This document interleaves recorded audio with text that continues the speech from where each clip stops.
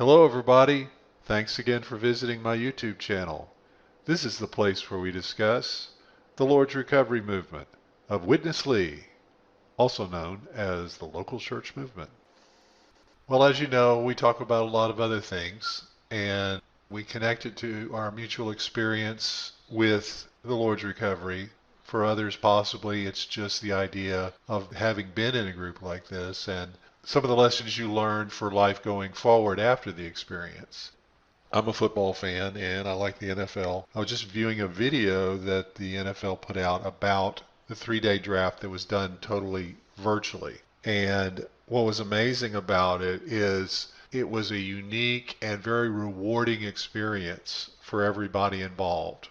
It somehow was more intimate in a way than it might have been with everybody in the same room. Everybody had to work from home. None of the teams were allowed to work from their facility. So you had these coaches working out of their dining rooms and their offices, and one coach was working out of his kitchen and the other one was working on his back patio.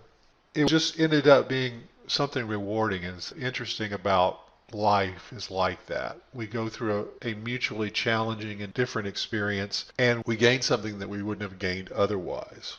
I guess one way to look at that is that's the way God made it. That's the way God planned it. Everything doesn't have to be predictable. Everything doesn't have to be the same way you've always done it. There can be new ways and new experiences, and that's one thing that makes life delightful and rewarding. That unexpected new experience. I know I talk a lot. I enjoy making these videos, and these things pop into my head, and when they're fresh, I kind of feel like I want to get them recorded. And we've talked a lot about the Lord's Recovery and its shortcomings and the things to look out for. It doesn't mean these people are bad people. It means they're caught up in a system that is what Paul called a system of error. It's the system. I mean, there is some compromise with the leadership and so forth, like any group or human society. What's going on with the Lord's Recovery is a system of error, and the system is effectively short-circuiting that opportunity to have those new and novel experiences that cause you to grow, cause you to realize there's more than I thought there was. What makes life interesting and delightful. And what's, again, ironic is they call it the recovery, but they're now against any change, any kind of significant change, which is very strange and weird, and you would think sooner or later they'd start wondering about that. What I wanted to talk about today is the idea that when these things happen, if you have the right attitude and if you have the proper faith in God, then nothing can defeat you, and nothing can crush you, and nothing can keep you down. And you don't have to spend time in anxiety or fear or hand-wringing because you know that it's going to be okay. It's very much part of the Christian reality that you can do that. Paul talked about that. He talked about in 2 Corinthians about how we are pressed down but not killed. He talked about the paradox between their outward seeming circumstances and what their reality in their heart was, as being poor but making many rich, as having nothing and yet possessing everything. And it's that paradox that is the real victory in being a Christian. You may have a lot of things going on in your life that are just distressing or cause you to have doubts. It's not even that those things change necessarily. They will change eventually. We know that we're going to enter into a totally positive realm. But for now, we don't even have to be distressed about things that don't seem to be working out. God never says, okay, now it's your time to worry. I said before, don't worry, but now, okay, it's time to worry. This is really bad. Joy time is over. Peace time's over. It's time to be anxious and fearful. God never says that, no matter what the circumstance. If you check your experience, the way the memory of the Lord's recovery works on you is in a way of doubt and fear.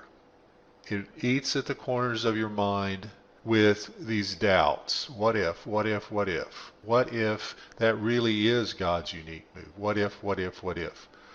That's not the way the Lord operates. Okay, He operates in a realm of positivity. If he wants you there, then he's going to tell you in a very, very positive, affirming, and clear way. You don't need to worry about it. You can stay in a state of peace, in a state of positivity, in a state of victory, in a state of no worry, even if you're still trying to pick up the pieces from your life in the Lord's recovery, and even if any other thing is going on in your life. Relational upheaval, losing a job, financial stress, your dreams not coming true like you thought they would, whatever it is, you can be assured, just like this coronavirus, that there's going to be a time when God turns the table on it and flips it, and you realize, I have something that I wouldn't have had otherwise if I hadn't gone through this.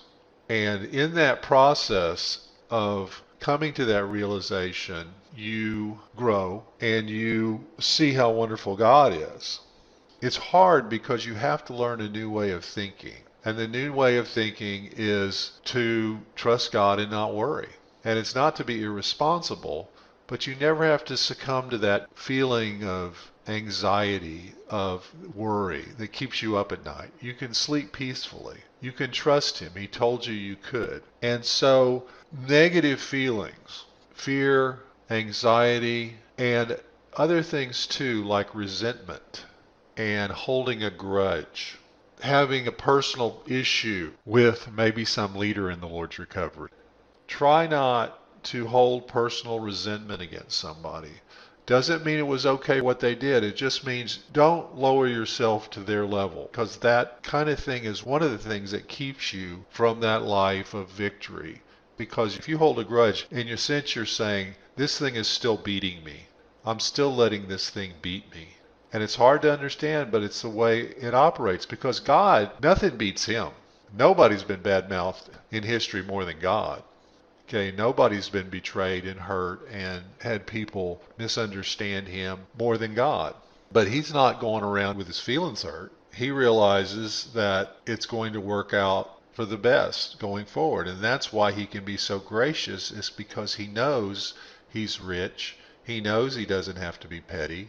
Eventually there's justice for everybody, but His graciousness far outweighs that. And if somebody simply refuses to ever turn, there is eventually a clock on them where God has to say, okay, time's up. But He's the only one that has the wisdom to know when that is for anybody. But for us, we shouldn't be staying in a place of resentment or fear. When somebody hurts you, it gets to the point, well, okay, you got a problem with me. I don't know why. I've thought about it. I've worked it out in my own mind. I'm doing my best. It's not your place to judge me. But I'm not going to resent you for it. I'm not going to let that tear me up. Because the fact of the matter is, other people have problems too. Other people have shortcomings too. Sometimes we think if somebody doesn't like me, it's like, what did I do wrong? Well, the problem might be with them. But the point is that you have to remain positive and loving and caring. And it's not that you don't have any depth to you. It's that God just has a way of getting victory over that. If somebody has a problem with you, you don't have to try to fix the problem, and you don't have to try to match their negativity. Do not let negative feelings about the Lord's recovery be a part of your life for long. Sometimes you have to, it's just human nature, you go through that. But going forward, don't let them have a victory over you in that area.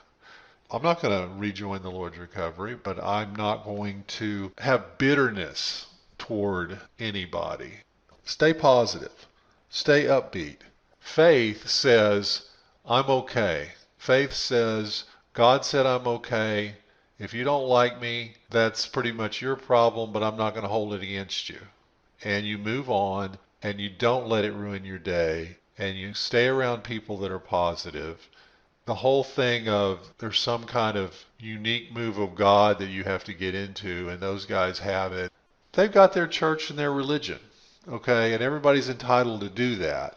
And what I have a problem with is when they start pushing it so much that they hurt people by putting fear into people. I don't have a problem if they want to stand up and shake their fists and say, praise the Lord. I don't care. If they want to pray, read all day, I don't care. If they want to listen to Manuro Chin all day, I don't care. It's not about those details. It's about don't have a system where people get hurt, because I'm here for those people. I'm here so they can be free, so they can have that positive, victorious experience of not having to worry about the Lord's recovery. And this is really that childlike faith that we talk about all the time. That faith that says, I don't understand everything. I don't know everything that's going on. I'm just a little kid, but I trust my daddy because he's strong and he's good and he's cool and he's the best daddy ever, and he would never let anything really bad happen to me. That's it for this time. Thanks again for listening. Take care.